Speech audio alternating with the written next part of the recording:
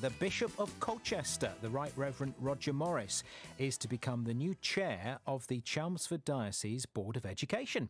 He'll take over when the current chair, the Venerable Robin King, retires at the end of September. And I'm delighted to say that Bishop Roger joins us on BBC Essex this morning. Good morning. Good morning, Ian. And congratulations. What will your new role entail?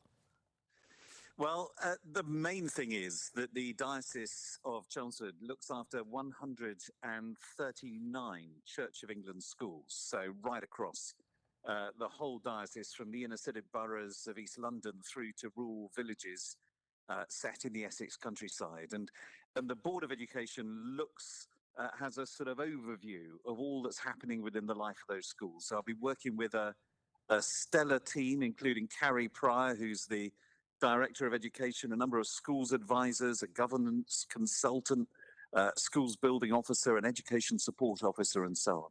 So working with them, making sure that we keep the very high standard of education that we offer in our church schools.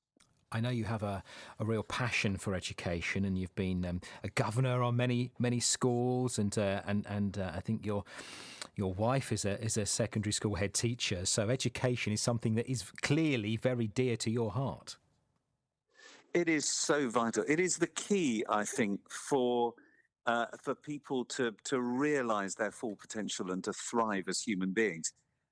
If we have a good quality education, come out of it with some really good qualifications, then actually the world is our oyster. So it's a crucial time in the development of our young people. But it's also about the character formation and the building of those people into thriving human beings. And that's what we want to do. I remember when I've done interviews about Church of England schools before, talking about how oversubscribed they can be. Is that still the case? Is there a big demand to get into the Church of England schools that you look after? There can be. I mean, across 139 schools, it's a mixed picture, as you can imagine. So sometimes the Church of England chose to provide education in areas of deprivation. And so we've got schools in some of the poorest areas of the diocese, but we've also got schools where, you know, they're thriving with good results, good things happening. Right across the board, though, our aim is to provide that kind of quality of education where children are loved unconditionally. They're kind of enabled ambitiously, they're supported compassionately, and they're championed relentlessly. And that's the kind of thing we try and do. So that's one way of describing, I suppose, what makes a Church of England school. But what would be the difference then between a school that has Church of England on the sign outside and one that doesn't within our diocese? I think for us, we have a holistic view of what it means to flourish. So we are absolutely, although we're deeply Christian, we are committed to serving the common good. And we want to see flourishing children who are taught by flourishing adults. So it's the whole school community that we have a care for and try and support. The school leaders, the staff, the whole community in which the school is set. Quite often it's our schools that are beacons of hope in those communities as well. So you've been talking about environmental things this morning. Our schools are at the forefront of some of the development of our green kind of campaign as a church. Peter Palmer, our brilliant schools building officer, has been doing this extraordinary work, reducing the heating costs and the energy consumption in some of our schools. So things like that show that things are possible, help children to grow up in an environment when they see that the care for the world is part of what it means to be human. And so there's a kind of real holistic sense of how we want to see children and young people develop and flourish in our schools.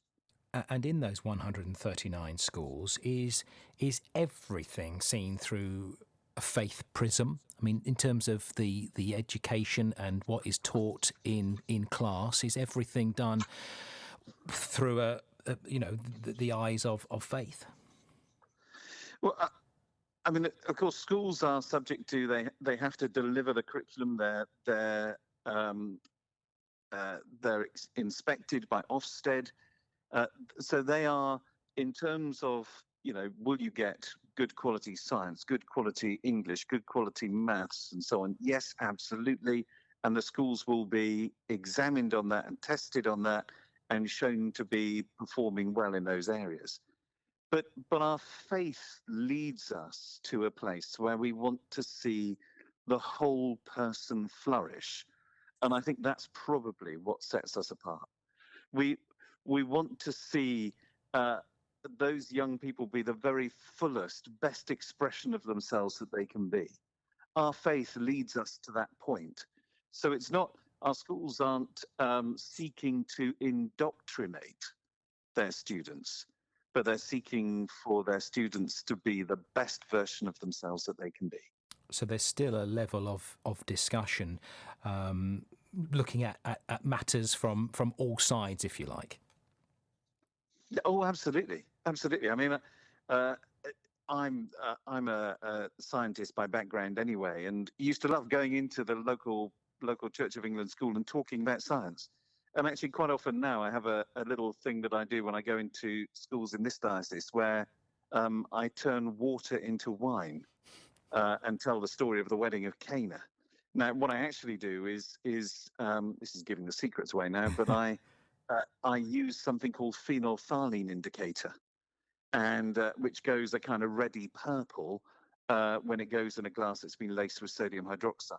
Now, I can do that because I was a chemist, but I then keep the year sixes behind quite often after the assembly, and we'll talk about the science behind that and how that worked. So because actually, if we take the Christian faith seriously, then stuff matters. You know, the stuff the world is made of matters. So talking about science makes perfect sense. And in the old days, most scientists were Christians because it was an outflowing of their faith. So the whole of the curriculum is something that we can see through the eyes of faith if we are a person of faith. But we can teach it with an excitedness and a vibrancy to people who are perhaps not those who share our faith. What about topics like sex education, which has been discussed, widely, and what youngsters should be taught and what should be on the table and what shouldn't be discussed? I mean, would a child going to a faith school get a full and rounded discussion on sex education and the different choices that people have these days? Absolutely. Again, a lot of the stuff around social, moral, relationship, education, that kind of thing, a lot of that is actually governed and laid out. So we follow the lines that we have to follow. But of course, we're able to also talk a bit about what a good, flourishing, healthy relationship might look like. But not only talk about it, to model that in the schools. So actually, we would want the schools to show what it means to be outward facing, to serve communities, to honour and see as precious the lives of other people. And I think our schools, our Church of England schools, do that brilliantly. Including same-sex relationships, trans issues?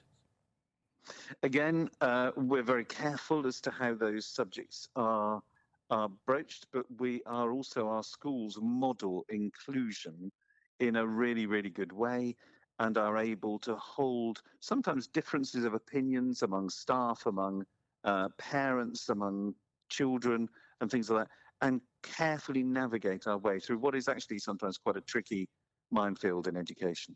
Mm. But it is explored. It's discussed, and youngsters are able to learn about those issues.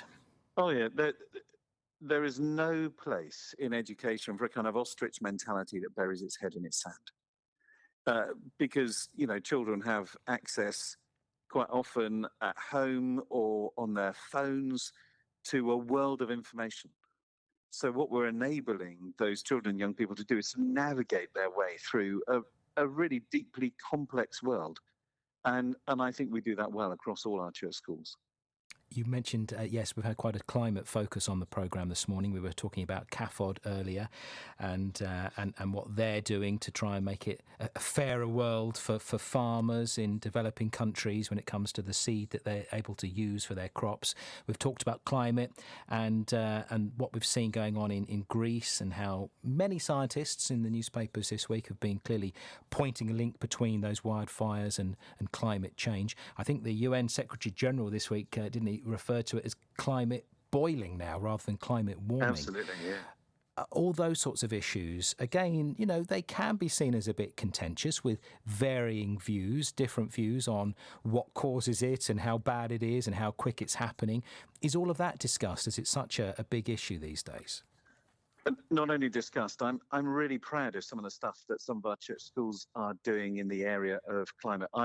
As well as being the new chair for the Board of Education, I also have the profile for the environment on the Bishop's leadership team, and work with our environmental officer. And I'm delighted by some of the things I'm seeing in church schools. Little things like, for example, Colne Gaines School had this thing where they were making waxed wrappers for your sandwiches. So instead of bringing your sandwiches in plastic, you wrap them in these cloths that have been impregnated with beeswax, which are brilliant ways of keeping food, and then you can do away with the need for cling film.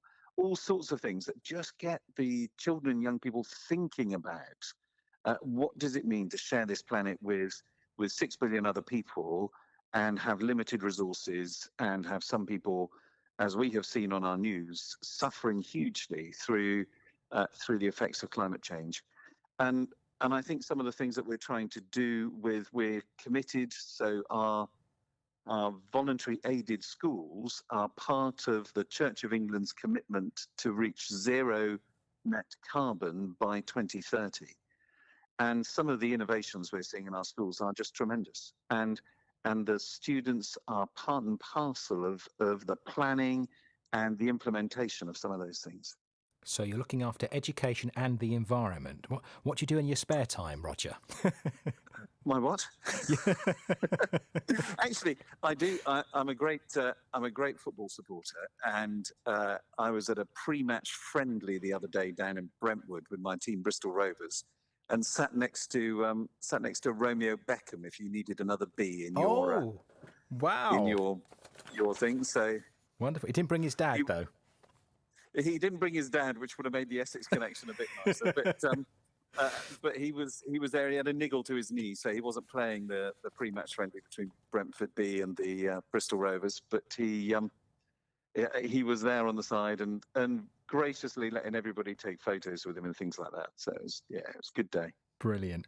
Well, thank you for telling us about the new role. It's going to be busy, but hopefully you'll be able to drop back and tell us once you get going about some of the work that's happening. I'd love to. That would be great. That's the Right Reverend Roger Morris, Bishop of Colchester, and as we're hearing, will be taking over the chairmanship of the Diocese Education Board a little later this year.